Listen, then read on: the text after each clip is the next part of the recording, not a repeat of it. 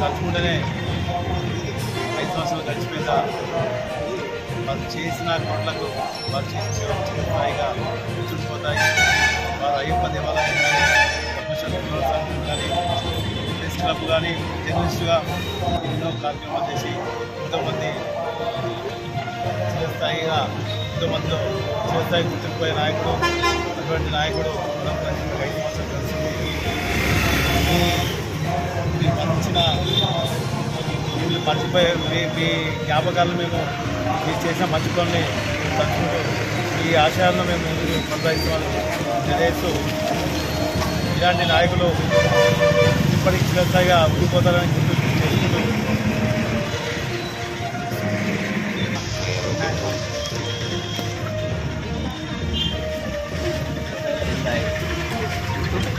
సంగయ్య గారు మరణించి 5 సంవత్సరాలు కావస్తున్నా మన మధ్యలో ఉన్నట్టుగా ఉంటుంది. వారు భౌతికంగా లేకపోయినా మన మధ్యలో ఉన్నట్టుగా ఉంటుంది. 1985లో కోరుట్లపట్నంలో ఎక్కడ లేని విధంగా ఆదర్శ విద్యాలయాన్ని స్థాపించి ఎందరో విద్యార్థులు ఉత్తమ విద్యార్థులుగా తీర్చిదిద్దినటువంటి ఘనత అన్నయ్యకి దక్కుతుంది. ఎందుకంటే నేను ప్రత్యేకంగా చెప్తున్నా, వారి దగ్గర విద్యా బుద్ధులు నేర్చుకునే వాళ్ళు వల్ల ఎంతోమంది డాక్టర్లు, ఇంజనీర్లు, లాయర్లుగా మరి ఉత్తమ పౌరులుగా ఎదిగి వారి భవిష్యత్తును ఉన్నతంగా తీర్చిదిద్దుకున్నారు. నిజంగా వారు ఎంతోమంది విద్యార్థులను మంచి అడుగువైపు మంచి సమాజ సేవ కొరకు మంచి చేయాలనే తపన కొరకు వారు ఇచ్చినటువంటి ప్రతి సందేశం కూడా ప్రతి విద్యార్థికి ఉపయోగపడేందుకు ఇచ్చారు. అదేవిధంగా ఇందాక చెప్పినట్టు ఆలయ అధ్యక్షుడిగా అయ్యప్ప ఆలయ అధ్యక్షుడు కానివ్వండి, పద్మశాలి పునరుద్ధరణ సంఘ ప్రధాన కార్యదర్శిగా, పాత్రికేయ మిత్రునిగా అన్ని రంగాలలో ఏ రంగంలోని కాకుండా కోరుట్ల పట్టణ అభివృద్ధిలో కానివ్వండి, కోరుట్ల పట్టణ నియోజకవర్గ స్థాయిలో జరిగిన పోరాట పటిమలో కానీ అన్ని భాగాలలో ముందుండి నడిపించి ఒక గొప్ప వ్యక్తి మనం ఈ మధ్యలో లేకపోవడం మన మధ్యలో చాలా బాధాకరంగా ఉంది. వారు భౌతికంగా లేకపోయిన వారి యొక్క సేవలు చిరస్మరణీయం. జోహార్ సంగన్న, జోహార్ సంగన్న, జోహార్ సంగన్న, అమర్ రహే, అమర్ రహే. సంజయ్ గారు కర్మపదించి 5 సంవత్సరాలు గడుస్తుంది. ఆయన స్మృతుల్లో భాగంగా జర్నలిస్టులు సతీష్, రాజేష్, నవీన్ వీళ్ళంతా ఆయన జ్ఞాపకాలను, ఆయన ఆశయాలను ముందుకు తీసుకెళ్లే క్రమంలో ఈరోజు పేదలకు అన్నదాన కార్యక్రమం నిర్వహించారు.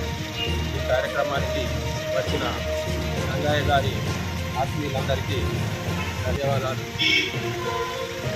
ఈరోజు చెప్పుకోవాలంటే సంగయ్య గారు ఒక ఆలయ కమిటీ అధ్యక్షుడిగా, ఆధ్యాత్మికవేత్తగా, ఒక పాఠశాల స్థాపించి విద్యావేత్తగా, సమాజ సేవలు ఒక జర్నలిస్ట్ రూపంలో సాధించి మంచి జర్నలిస్టుగా, ఒక్కో రంగంలోనే కాకుండా పద్మశాలి సంఘంలోనూ విశిష్ట సేవలు అందించారు. ఆయన ఏదో ఒక రంగానికి పరిమితం కాకుండా సమాజ శ్రేయస్సు కోసం అహర్నిశలు కృషి చేసి ఆల్రౌండర్గా గుర్తింపు పొందారు.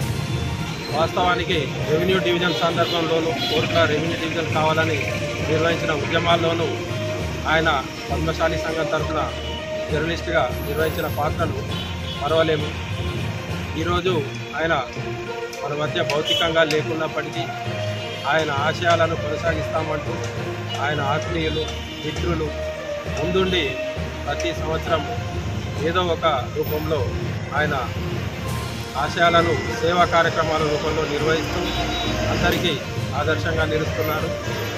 మరిన్ని రోజులు ఆయన ధ్యాసలో, ఆయన ఆశయాల సాధనలో మనమందరం కలిసికట్టుగా ముందుకు వెళ్ళి కోరుట్ల పట్టణ ప్రజల సమాజ సేవలో పునరంకితం అవుదామని కోరుకుంటూ ఈ సందర్భంగా అల్లే సంగయ్య గారికి మరోసారి నివాళులు అర్పిస్తూ సెలవు తీసుకుంటున్నాను.